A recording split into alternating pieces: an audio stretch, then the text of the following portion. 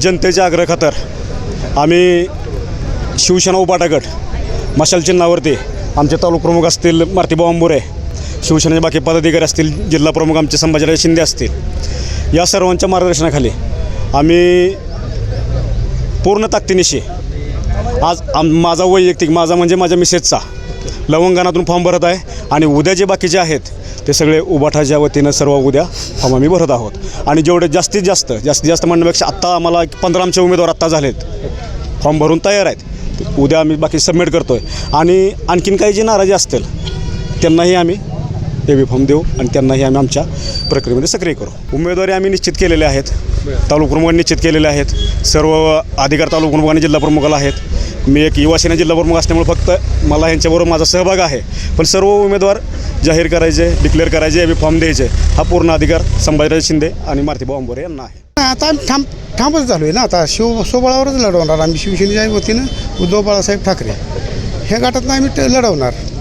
कोण असणार आहे तुमचा प्रमुख विरोधक, कोण असणार आहे? आता विरोधकच आहे, आपण कसं सांगू. भारतीय जनता पार्टी, राष्ट्रवादी काँग्रेस. आता कसं आहे, आता भारतीय जनता पक्ष तर आहेच. आता महाविकास आघाडीचं आमचं तरी एक होतं, पण ते आता ह्यापर्यंत काय अर्जी झालेलं नाही. पळावर निवडणूक लढण्याची वेळ आली हीच खेदजनक किंवा जीवाला वाईट वाटणारी गोष्ट आहे. लोकसभेला सर्व शिवसैनिकांनी प्राणपणाला लावून या ठिकाणी प्रामाणिकपणे आम्ही लोकसभेला महाविकास आघाडीचं काम केलं आहे.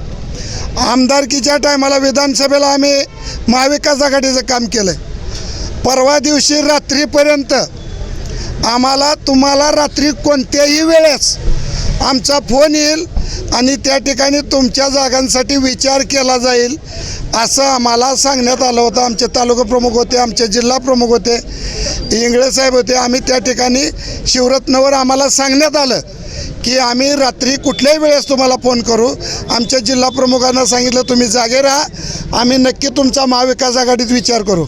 जर आम्ही प्राणपणाला लावून जर लोकसभेला त्यांचं काम केलं असेल, विधानसभेला त्यांचं काम केलं असेल आणि तरीसुद्धा कालच्या नगरपंचायतीच्या टायमाला ज्यांच्याबरोबर आम्ही काम केलं, ज्यांचं काम केलं त्यांनीच कुर्डेवाडीमध्ये आमच्याबरोबर गद्दारी केली.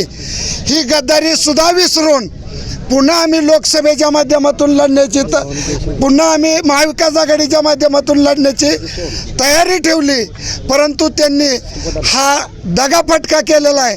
आणि आताच आमचे युवा सेनेचे जिल्हा प्रमुख गणेश इंगळे यांनी सांगितल्याप्रमाणे माळशिरस तालुक्यामध्ये आमचे उभाटा गटाचे तर उमेदवार आहेतच, परंतु अनेक नाराज उमेदवारांनी आमच्याशी संपर्क साधलेला आहे आणि माळशिरस तालुक्यामध्ये आम्ही प्रयत्न करू. उभाटा गटाच्या वतीने 9च्या 9 जिल्हा परिषद आणि 18 पंचायत समित्या हे पूर्णपणे उभा करण्याचा आम्ही प्रयत्न करू. छत्रपती शिवाजी महाराज की आणि जय भवानी, जय शिवाजी. उद्धव साहेब तुम आगे बढ़ो, हम तुम्हारे साथ हैं. पेटणार पेटणार मशाल पेटणार. माळशिरस तालुक्यात मशाल पेटणार. सोबळा